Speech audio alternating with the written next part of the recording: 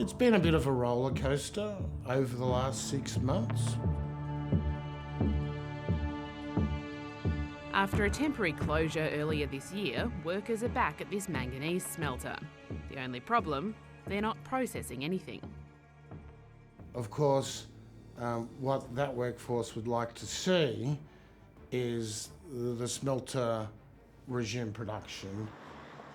The Liberty Bell Bay smelter is in Georgetown in northern Tasmania. It's Australia's only manganese alloy smelter, making products that strengthen steel.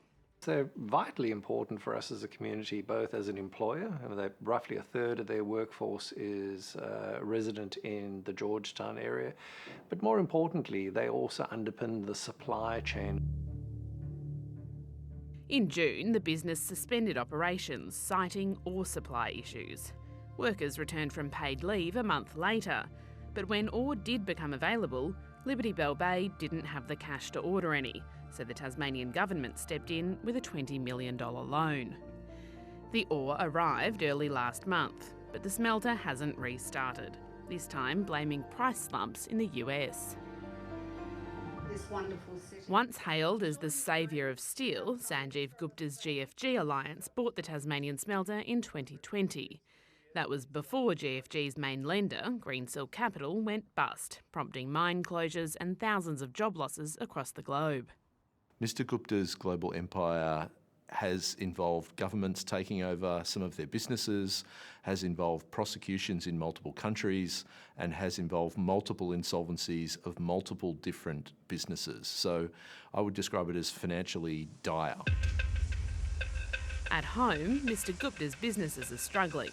The Whyalla Steelworks owed creditors more than $1 billion when the South Australian government placed it into administration in February, about the same time the Tahmoor coal mine in New South Wales ran out of cash and stopped operating. The full extent of Liberty Bell Bay's financial woes is hard to pin down, but one report found it was operating at a net loss of $80 million in June, with a capital deficiency of more than $120 million. We have no access to what their financial arrangements are. All we know is that the employees continue to be paid and they are continuing to be granted paid leave and the money keeps coming on time. Liberty Bell Bay does have to lodge annual reports with the corporate regulator, but it failed to do that between 2021 and 2024, prompting ASIC to take court action. I think we have to be asking the question as to why can't they lodge their financial reports? If you can't lodge your financial reports, is that because you haven't been maintaining proper books and records, or is it because the picture is so bad that you're trying to delay things to put off the bad news getting out? The New South Wales Supreme Court ordered Liberty Bell Bay to lodge its outstanding reports. The company still hasn't done so, and now the court has dismissed its request for a third deadline extension. ASIC is now considering whether to take further criminal or civil action against the company. I would certainly be calling on ASIC to continue its action and to take further action in this particular matter to ensure that that material information is being disclosed. In a statement, Liberty Bell Bay said it's working with its auditor to finalise its financial accounts as soon as possible. The smelter usually employs about 250 people full-time, but the union says dozens have recently left. I guess we can only presume that was driven by uncertainty about the future. The smelter has shut down in the past. But this does feel somewhat different. There is a little bit of a underlying sense of anxiety that things are perilous. With the $20 million of ore sitting untouched, the state government has written to Liberty Bell Bay alleging several breaches of its loan agreement. The state government holds security over Liberty Bell Bay assets, and last month the Minister Felix Ellis said his confidence in GFG's ability to meet its obligations had been seriously undermined, and he wasn't ruling anything in or out when it came to protecting the future of the Bell Bay operation. Suppliers are believed to be owed millions.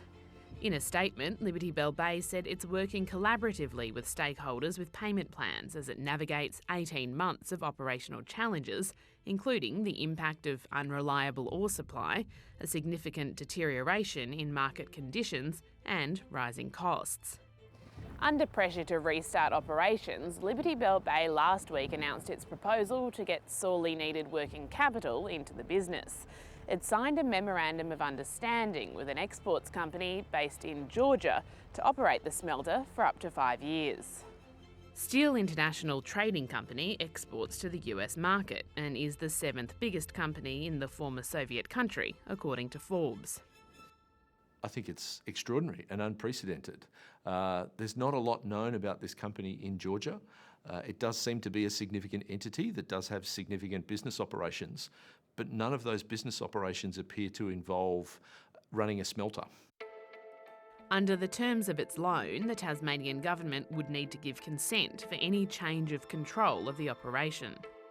We've been notified by Liberty Bell Bay and we'll work through due diligence processes. I think the government should be asking lots of questions about how this has come about and how they haven't been consulted on this previously. It's very unusual. With hundreds of jobs on the line and a $200 million site remediation cost, no one wants Australia's only manganese alloy smelter to fail. We need to make some rather urgent decisions to ensure that these things remain viable.